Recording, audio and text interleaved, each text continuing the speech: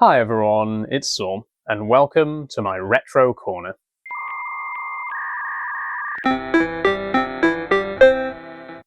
So it's been a while since the first episode of the Retro Corner, where I introduced the concept and discussed my plans for the project, one of which was to acquire a CRT television. This is arguably the most crucial step of the entire project, because without a working TV, there's nothing to plug my other devices into, and the project is effectively stalled. Well, as you can see behind me, I do now own a CRT television.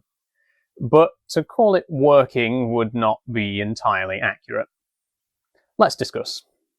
So this is a Pacific PVTV1452, a 14-inch CRT TV with a built-in VCR. I picked this up about 2 months ago on eBay for about £99, which is a fairly reasonable price considering most of the other listings had broken VCRs, and this one actually works.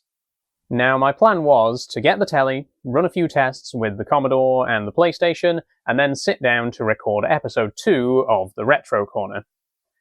However, when I got it all plugged in, I soon discovered that while the VCR on this TV is in perfect working order, the SCART socket is not.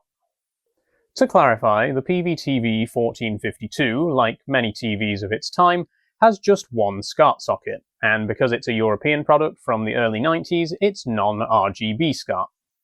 That's not too important right now, but it's worth mentioning. Now, in theory, having just one SCART socket isn't really that much of a problem. I'm not going to be plugging the Commodore and the PlayStation in at the same time, and even if I did, there are plenty of SCART splitters out there on the market that can do the job. In practice, however, having just one SCART socket poses a pretty enormous problem, because if that SCART socket happens to be broken, what you effectively have is no sockets at all. Guess what?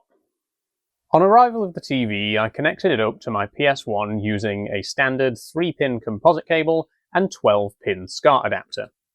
The audio worked fine. I got the familiar noise of the original PlayStation boot-up sequence.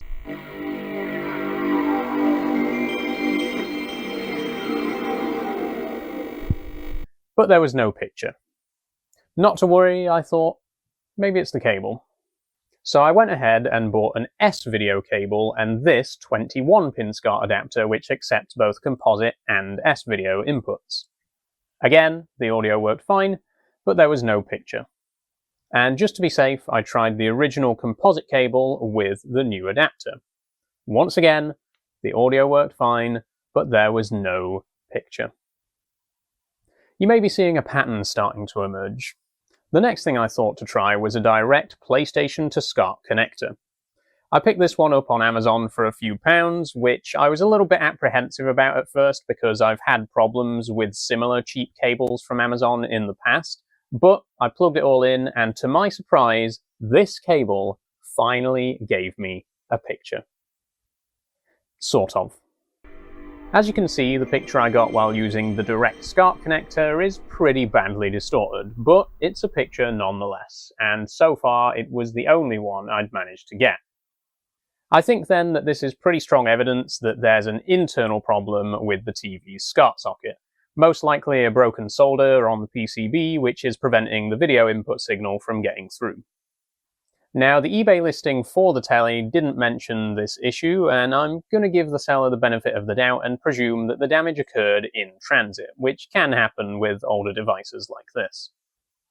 It does, however, present a pretty big thorn in the side of the Retro Corner, because until I can get this TV looked at and hopefully repaired, we have no SCART socket, and therefore no way whatsoever of connecting this PlayStation to this telly. No way at all. Absolutely none. No possible connection point.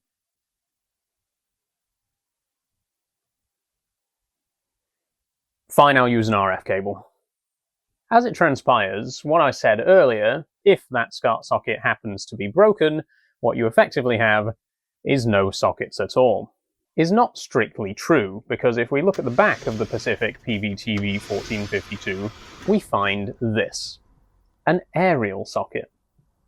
And it just so happens that you can, in fact, connect an original PlayStation to a TV through the aerial socket with one of these.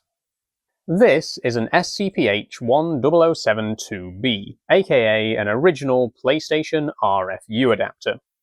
You see, while the Pacific PVTV1452 here has just one non-RGB SCART socket, a lot of older CRT TVs didn't even have that. On many older tellies, the only socket on the entire device was the coaxial or aerial socket. And so, right up until the early 2000s, many manufacturers offered some kind of RF adapter allowing users to connect their consoles up to these older tellies through this socket. Now, the quality of RF input is notoriously bad. In fact, it ranks the lowest for visual fidelity amongst all PlayStation cables, with S-Video being the highest, and RGB SCART and composite being somewhere in between.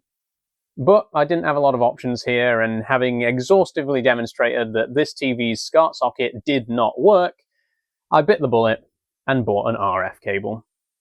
And with a little bit of fine-tuning, 4 cables and 3 universal remotes later, that's a story for another video, I finally got a picture.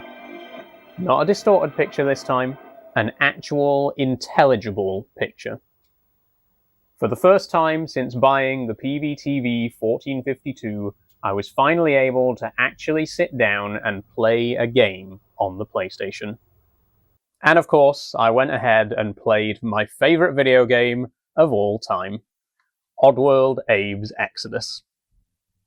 This was quite possibly the first time I've played on original PS1 hardware on an original CRT television in 15 years.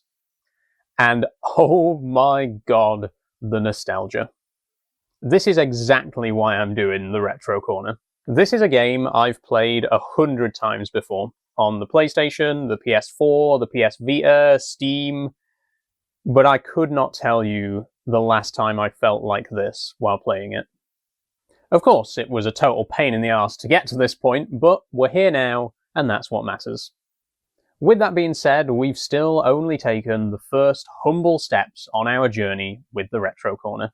You'll notice, for instance, that I haven't really mentioned the Commodore in today's video, and of course it goes without saying that getting the TV's SCART socket repaired will be a major stepping stone for the future of the project. But for now, I'm happy to leave this episode here. I'm not quite sure when the next installment will be, but now that the PlayStation's up and running, I would quite like to do a deep dive into the console and some of my personal favourite games for it, so keep an eye out for that in the near future. That's all from me for today, so thank you all so much for watching. If you'd like to support this project and my other video content, please do consider becoming a Patreon supporter for as little as £1 a month, in exchange for which you'll get access to behind-the-scenes content, including early access to the next episode of the Retro Corner. Thanks once again for watching, and I'll see you next time. Bye-bye.